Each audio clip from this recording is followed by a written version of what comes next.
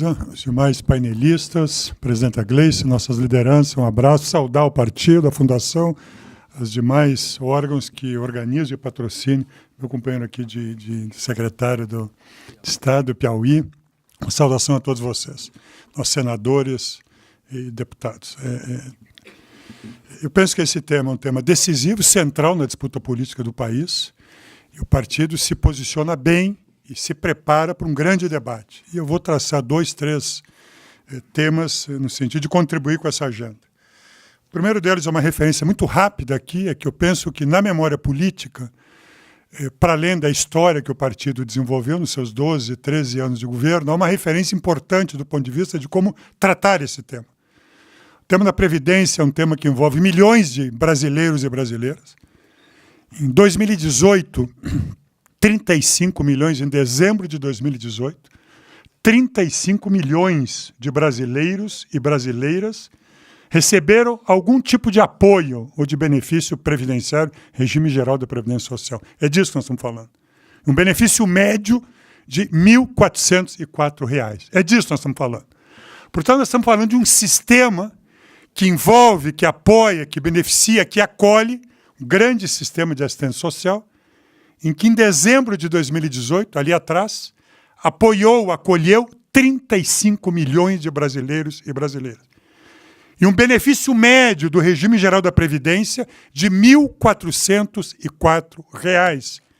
Essa é a expressão da sociedade brasileira que é beneficiada, idosos, pensões, aposentadorias, pensões, acidentados, doentes, salário maternidade, essa imensa rede de proteção social que nós construímos ao longo das décadas. E o grande elemento que o nosso partido, os nossos aliados construíram foi exatamente tirar do texto constitucional, da estrutura de seguridade social, escrita no texto constitucional, e trazer, de grande medida, para a vida do povo brasileiro. Talvez a referência mais importante seja que nós, no nosso governo, no último governo, nós criamos um ambiente de debate quando instituímos um Fórum Nacional de Debate sobre Trabalho, Emprego e Previdência Social. E aqui é uma referência de como um tema dessa dimensão estratégica e social, que tem obrigatoriamente o caráter de Estado, deve ser tratado num ambiente de discussão ampla com a sociedade, como nós fizemos. O nosso Fórum Nacional de Debate sobre Trabalho, Emprego e Previdência Social foi interrompido pelo golpe político. E eu acho que essa é uma referência positiva que o partido deve sustentar como forma e dinâmica de discussão de um tema dessa natureza, como nós fizemos. 3 temas que eu acho que fazem parte de um debate ainda em andamento e necessário, que é a desconstrução da proposta encaminhada pelo Guedes e pelo Bolsonaro, que vários companheiros do Brasil que já falou. Eu quero retomar eles. Eu recentemente escrevi um artigo e fiz referência a esses 3 temas. O primeiro deles, o Faiane traz, eu acho que é muito importante retomarmos esse tema. O governo busca um apoio popular a partir da ideia de combate a privilégios. E esse é um tema central nessa disputa. Quando nós pegamos a tabela que o próprio governo anunciou, quando ele justifica este projeto, ele apresenta uma tabela que todos vocês acompanharam, onde fala de onde virão a expectativa de redução de 1 trilhão e 100 bilhões de reais. Nesta tabela, que tem 4 fontes de corte, 85% dos cortes previstos nos próximos 10 anos para chegar a 1 trilhão vem da reforma do regime geral da Previdência, portanto, agricultores, assalariados, doentes, e vem, em segundo lugar, do PPC e do fim do abono salarial. Portanto, 85% dos cortes para financiar um ajuste de 1 trilhão e 100 bilhões de reais anunciado pelo governo, vem dos assalariados, dos agricultores, dos pobres, dos doentes, do BPC e do fim do abono salarial para quem ganha até 2 salários mínimos. Isso é absolutamente brutal. Portanto, aqui não há ataque a privilégios, há um ataque a direitos previdenciários fundamentais do povo brasileiro, dos mais pobres e dos assalariados. Então, esse eu acho que é um componente central. Isto está na tabela que eles apresentam, do 1 trilhão e 100 bilhões, 897 bilhões de reais nos 10 anos vem do corte dos benefícios previdenciários do povo assalariado do Brasil. Portanto, não há aqui ataque a privilégios, há um ataque aos direitos dos assalariados, dos mais pobres, para preservar privilégios, como já foi dito aqui para os nossos painelistas. O segundo tema central, que é um pouco que eu denuncio, há um processo de anúncio dessas medidas de caráter desonesto. Ele não é claro, ele não é aberto, ele não é explicitado, especialmente quando nós todos fomos descobrindo, e ainda estamos descobrindo o alcance de algumas medidas, o tema do fim da reposição, da garantia do valor real do benefício. A ideia de que a partir desse processo há uma desconstitucionalização da garantia do valor real do benefício é brutal. É brutal porque o ajuste fiscal de curto prazo será feito aqui. O ajuste fiscal de curto prazo é bloquear a correção inflacionária dos benefícios previdenciários. Aqui é o ajuste fiscal de curto prazo, da mesma forma como a separação do BPC. E por que aqui é importante? Porque ainda há uma cultura no debate político, todos nós que estamos debatendo esse tema percebemos, nas ruas e nos painéis, eu vou acelerando, de que esta reforma, e muitos companheiros e companheiras assim a compreendem, os que estão aposentados estão fora da reforma. Eles não estão fora da reforma.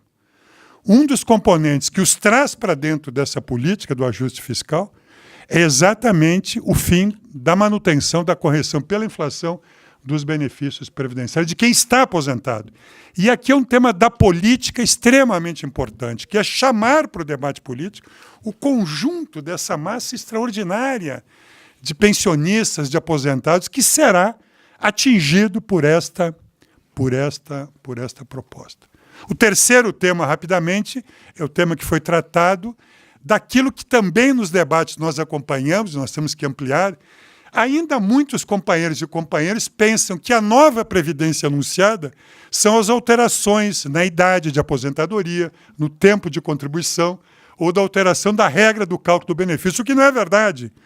A nova previdência anunciada é a nova previdência que elimina o sistema de solidariedade, de repartição do atual e migra para o sistema de capitalização. Portanto, a nova previdência é a previdência de capitalização em substituição ao modelo atual. Portanto, o regime de capitalização não é um regime complementar, como existe hoje, inclusive, no Brasil. Como existe hoje, como regime complementar, e ele é anunciado como regime em substituição ao modelo contributivo que nós temos hoje no Brasil, que é absolutamente desastroso.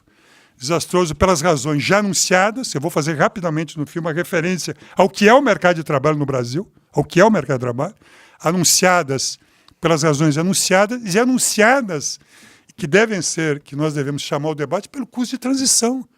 É uma aventura fiscal. Quer dizer, esses caras vão abrir um rombo fiscal monstruoso. Não há. E eles são irresponsáveis porque não anunciam absolutamente nada do ponto de vista do que é o regime de contribuição, que é o custo da transição anunciado no Chile. Nós temos contratados já aqui 500, 600 bilhões de reais ano para financiar o que já está contratado. Os atuais aposentados e pensionistas e aqueles que já contrataram a sua aposentadoria por conta do atual regime.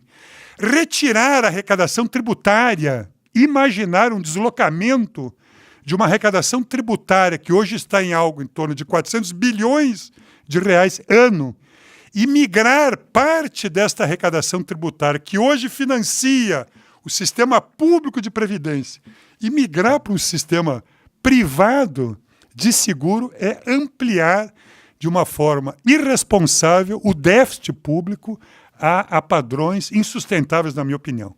E nós temos que cobrar este movimento responsável do ponto de vista previdenciário, do desmonte da seguridade e também do ponto de vista do financiamento de um sistema previdenciário público. Na minha opinião, esses três temas são temas que nós devemos, tantos outros, ampliar o debate no sentido de enfrentar este desastre já anunciado aqui dessa proposta. Por fim, alguns dados do mercado de trabalho.